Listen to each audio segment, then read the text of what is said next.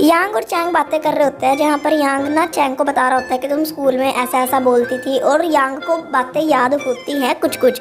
तो जहाँ पर चैंग बोलती है कि अरे तुमको कैसे बातें याद है, कहीं तुम मुझे पसंद तो नहीं करते। On the other hand Shin का ना एक्सीडेंट हो जाता है, कोई कार जानबूझकर शिन को टक्कर मार देती है। वापस सीन आता है जहाँ पर है ना यांग चैंग के बहुत ही ज़्यादा क्लोज चले जाता है और उसे बोलता है कि मुझे काफ़ी टाइम से ना तुम्हें एक बात बतानी थी। इससे पहले कि यांग कुछ बोलता, चैंग यांग को दूर फेंक के मारती है कि दूर रहो। तो यांग यहाँ पर हंसने लग जाता है और ऐसा पोर्ट्रे करता है जैसे वो मजाक कर रहा था, पर बिल्कुल भी सच नहीं था ये, क्योंकि अगर चैंग आज यांग को नहीं रोकती तो यांग के दिल का राज आज खुल जाता।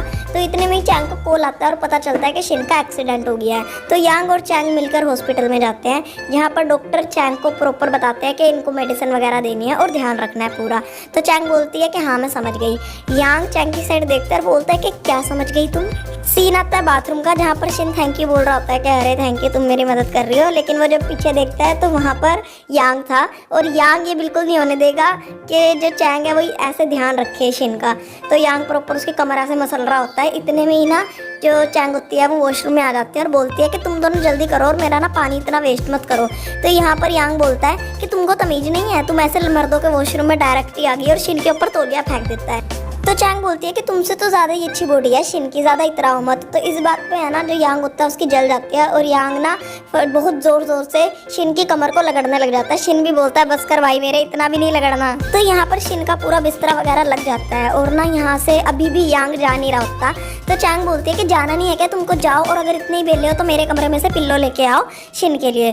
तो जो यांग होता है वो दिल मार के जाता है चैंग के कमरे में, और वहाँ पर है ना वो हंसने लग जाता है, क्योंकि उसके दिमाग में एक आइडिया आता है कि क्यों ना मैं इस बिस्तरे पर लेट जाऊँ, और जैसे ही चैंग आएगी मैं चैंग को डरा दूंगा। तो वो लेट जाता है, लेकिन वो इतना बेवकूफ़ होता है कि लेटते लेटते ही सो जाता है उसके बेड पर, और यहाँ पर चैंग आके भी सो जाती है। और चैंग देख भी रही होती है कि साथ में यांग लेटता है, लेकिन वो ये सोच रही होता है कि ये सिर्फ उसका ड्रीम ही है, और आज इतना सब कुछ हुआ है कि वो ही उसके दिमाग में आया जा रहा है।